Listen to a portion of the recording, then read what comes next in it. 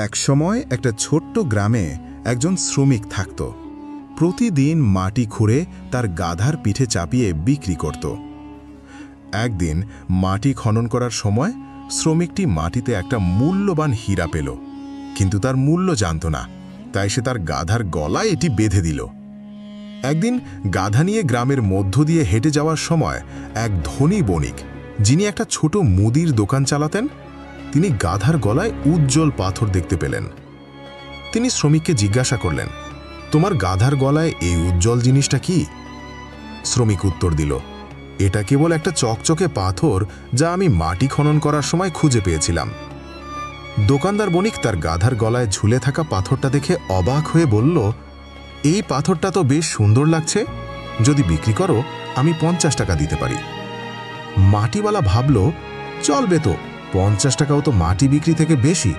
পাথরটা দিয়ে দিল সে 50 টাকায় কিনে নিয়ে। দোকানদার বণিক তারপর পাথরটি তার দোকানের ওজনের স্কেলে ঝুলিয়ে রাখল। দোকানে আসা সকলেই সুন্দর পাথরটির প্রশংসা করল। একদিন একজন জুয়েলার বণিকের দোকানে এসে পাথরটি স্কেলে ঝুলতে দেখে বুঝতে পারল যে এটি একটা অমূল্য হীরা। তিনি বণিককে জিজ্ঞাসা করলেন, এটি কি আর এটি এখানে কেন ঝুলছে?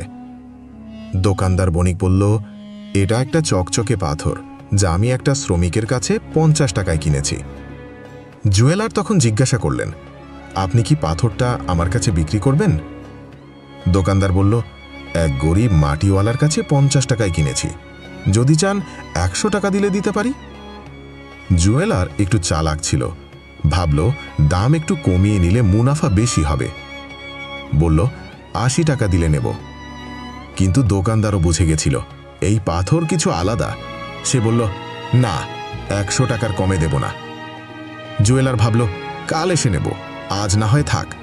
সে চলে গেল। সেই সন্ধ্যায় আরেক অভিজ্ঞ স্বর্ণ ব্যবসায়ী গ্রামের মধ্য দিয়ে যাচ্ছিল। তার গাড়ি নষ্ট হয়ে গেল, তাই সে দোকানদারের দোকানের কাছে এসে থামল। পাথরটা দেখেই তার চোখ কপালে। সে চুপচাপ দোকানদারকে জিজ্ঞাসা করল, এই পাথরটা কি বিক্রি করবেন? দোকানদার আগের মতোই বলল, 100 টাকায় নিলে দিতে পারি। অভিজ্ঞ স্বর্ণ ব্যবসায়ী তৎক্ষণাৎ 100 টাকা দিয়ে হীরাটি কিনে ফেলল। পরের দিন প্রথম জুয়েলার ফিরে এসে দেখল যে হীরাটি নেই। সে বণিককে জিজ্ঞাসা করল যে পাথরটা কোথায় গেছে। দোকানদার বলল, তুমি চলে যাওয়ার পর আরেকজন ভদ্রলোক এসে 100 টাকায় কিনে নিয়ে গেছে। এই কথা শুনে জুয়েলার তার সিদ্ধান্তের জন্য অনুতপ্ত হলেন এবং রেগে বললেন, তুমি কত বড় বোকা! জানো তুমি কি বিক্রি করেছ?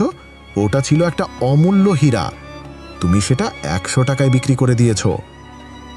দোকানদার তখন মুচকি হেসে উত্তর দিল, বোকা আমি নই, বোকা আপনি। আমি তো জানতাম না এটা হীরা, কিন্তু তুমি জানতেও সেটা রাখোনি, শুধু 20 টাকার জন্য কালকের অপেক্ষা করছিলে। আসলে তুমি জানতা, তারপরও সুযোগটাকে কাজে লাগালে না। এখনো 20 টাকা নিয়ে তর্ক করছো? তাই আসল বোকা তুমি, যে হেরে গেছো মাত্র 20 টাকায়। তাই এই গল্পটি আমাদের 3টে গুরুত্বপূর্ণ শিক্ষা দেয়। প্রথমত, যেখানে প্রয়োজন সেখানেই কৃপণ হও। সর্বত্র কৃপণ হলে তুমি গুরুত্বপূর্ণ কিছু হাতছাড়া করতে পারো। দ্বিতীয়ত, সুযোগ কখনো হাতছাড়া করো না, মাঝে মাঝে নিজেকে খুব চালাক ভেবে সুযোগ হাতছাড়া করে দাও। আর তৃতীয়ত, কখনো তোমার কাজে বিলম্ব করো না।